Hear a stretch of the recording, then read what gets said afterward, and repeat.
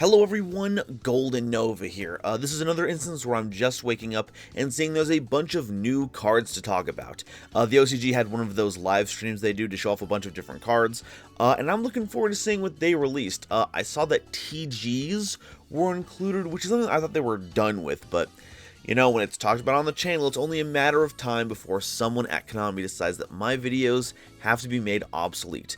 Let's get started with, it looks like Armored is here. Xyz Armor Torpedo, rank 3, 2500 attack, 800 defense, Water Warrior Xyz monster, requiring any two level 3 monsters as material. Can't attack unless it has material, so great super quant stuff there. You can attach 2 material from this card to draw a card, and when this card is equipped to a monster, apply these effects. If the equipped monster battles until the end of the damage step, your opponent can't activate cards or effects. Also, the effects of all face-up monsters they control are negated. If the equipped monster is an Xyz monster, your opponent can't target it with card effects. Holy cow. Alright. So the point is, you could attack with it for 2500 and not get the draw, but I guess the larger idea is to summon it, get the draw, and then find something to equip it with. I forget if there's a card that already does that, but there has to be a card that already focuses on doing that. Xyz Armor Fortress, rank 5 Water Machine Xyz monster with 2500 attack and 1800 defense, requiring any 2 level 5 monsters as material. And once per turn, you can Xyz summon this card by using a rank 3 or 4 Xyz monster you control. This card with material cannot be used as material for an Xyz summon. So any rank 3 or 4 monster, huh? I don't foresee that going incorrectly at all. Especially, I don't know, we can't use it for Zeus specifically because of the whole can't be used as material while it has material. So that's funny. Once per turn, you can attach up to 2 material from this card. Add the same number of Armored Xyz cards with different names from your deck to your hand. Alright. Any battle damage your opponent takes from battles involving a monster equipped with this card becomes doubled. Okay. So we can, what? We make Armor Torpedo, attach to, get a draw. Overlay Fortress on top of it, detach a card, get an Armored Xyz card from our deck to our hand. And then find some way to get this equipped to something. Okay, rank 7 Water Aqua Xyz monster, full armored Dark Knight Lancer. 2000 attack, 1500 defense, requiring 3 level 7 monsters as material. Once per turn, you can also Xyz summon full armored Dark Lancer by using a rank 5 or 6 monster you control as material. So that's what we overlay on top of Armor Fortress. Cool. Gains 300 attack for each material attached to it and each card equipped to it. Once per turn, you can target an Xyz card in your graveyard and add it to your hand. And once per turn, if any monsters you control become equipped with an equipped card, you can attach 1 monster your opponent controls to this card as material. Okay. So you get all the way up to this by using any rank 3 or 4 Xyz monster. Or I guess any 3 materials, because we want to start with Armor Torpedo. Gets big for all the equips. Recycles are Xyz cards, which Armored Xyz would be one of those, so we can at least work with that. And then it equips monsters, or not equips monsters, attaches monsters when you equip. That's pretty silly. And we haven't seen a single restriction here the entire time, so that's something to look out for. Xyz Entrust. Add an Armored Xyz card from your deck or graveyard to your hand. Then you make level up to 2 face-up monsters you control become 3 or 5 until the end of this turn. If this card is in your graveyard, except the turn it was sent there, you can banish it to target an Xyz monster, treat it as an equipped card in your spell and trap zone, and special summon it. Well, there we go. And then there's the trap card Full Armored Xyz, which is a normal trap card. If an Xyz monster is on the field immediately after this effect resolves, Xyz summon an Xyz monster. Alright, you can banish this card from your graveyard, then target an Xyz monster you control. Equip one other Xyz monster from your face-up field or graveyard to it as an equipped spell with these effects. The equipped monster gains attack equal to this card's, and if the equipped monster would be destroyed by battle or card effect, you can destroy this card instead. Okay, I was waiting for them to have this effect exactly, because now, once you throw Armor Torpedo or Armor Fortress into the graveyard, Full Armored Xyz just gives that, and by that I mean Full Armored Dark Lancer A 2,500 point boost, making them as big as Access Code Talker. Holy Grimbus. On top of a whole bunch of other protections. That's kind of wild. Let me double check what Armored Exceeds is.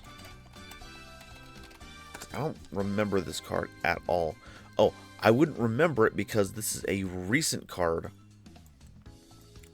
that still hasn't made its way into the TCG yet. Target a face-up monster you control and an Exceeds monster in your graveyard.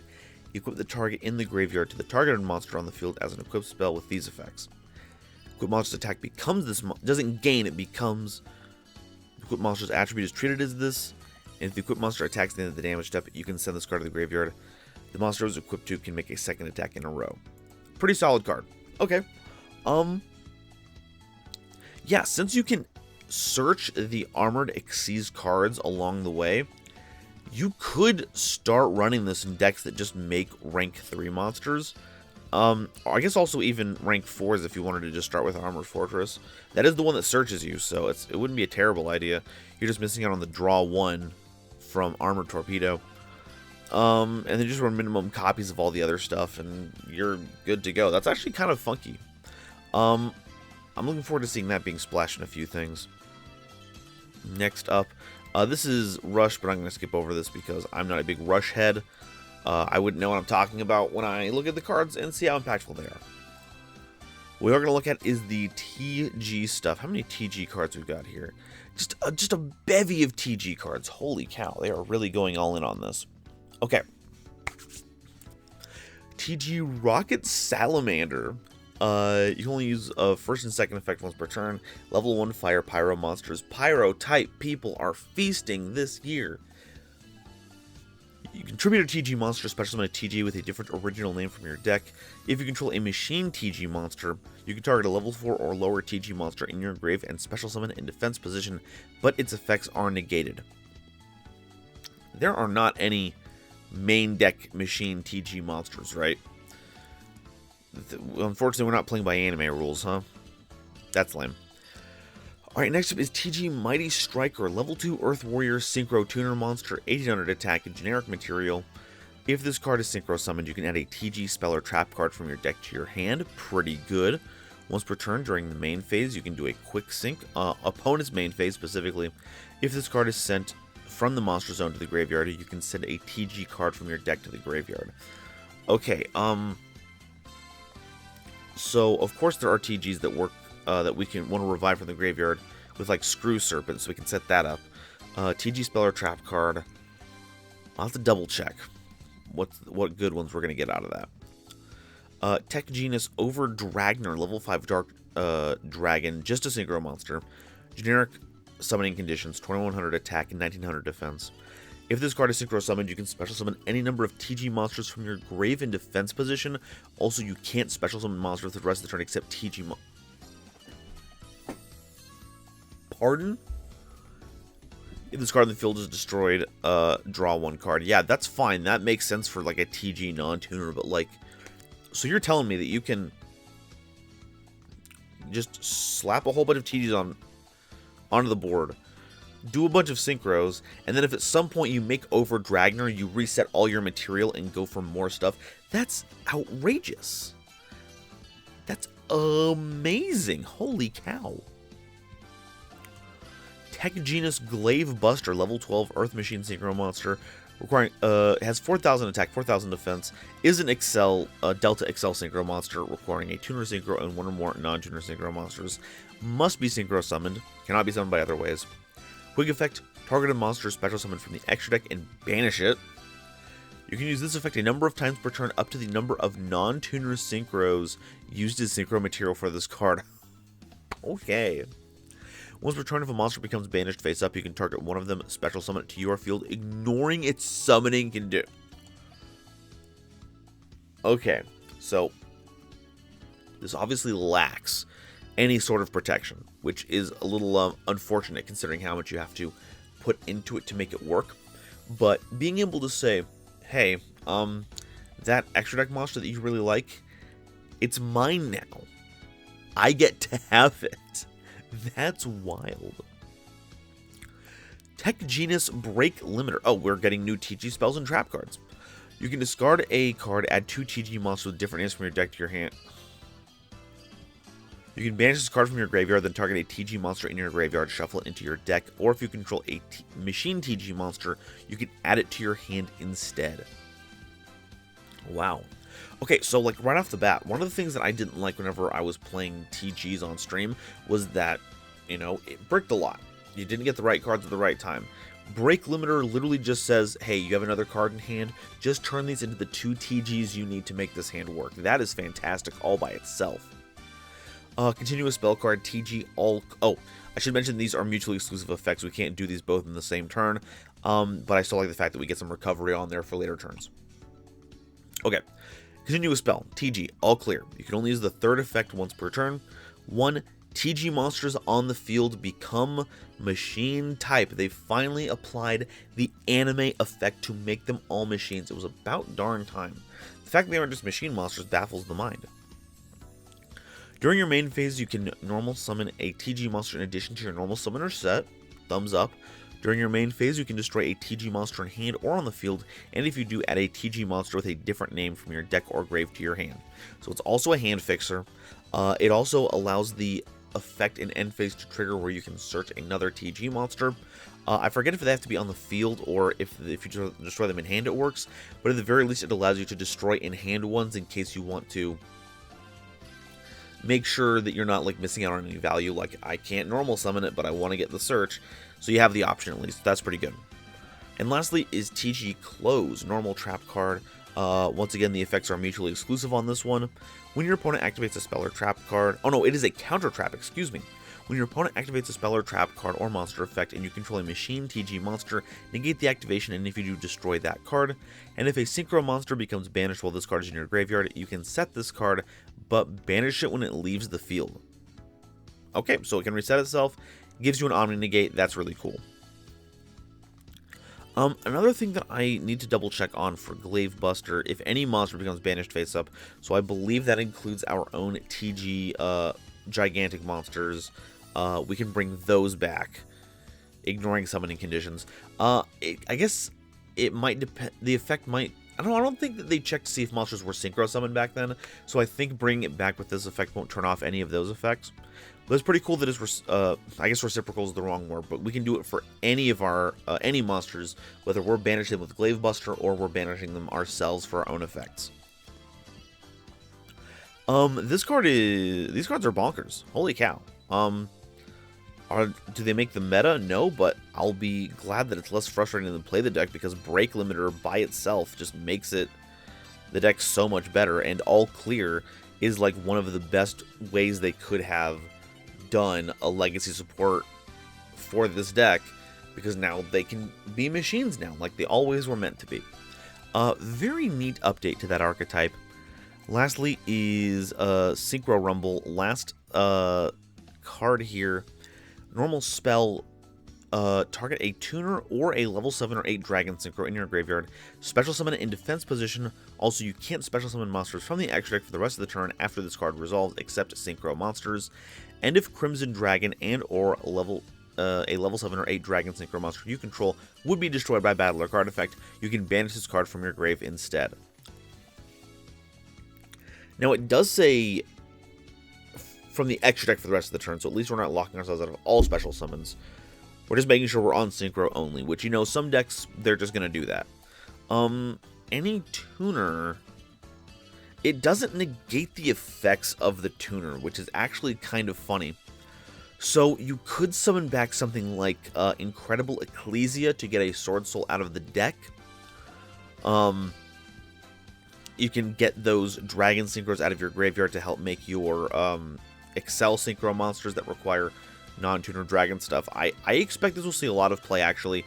I know it's meant to work with the Crimson Dragon stuff that all came out in Duelist Nexus, but considering that, on top of the fact that it's got Red Dragon Archfiend in the card art, I expect this will see a lot of play in RDA, specifically to get Red Dragon Archfiend onto the board to use as material to make the things like Bane and Abyss and all that good stuff. And then it provides protection. Unfortunately, not for those things like Bane and Abyss, but for Scarlight, and regular RDA, this gives it some protection, which is pretty nifty.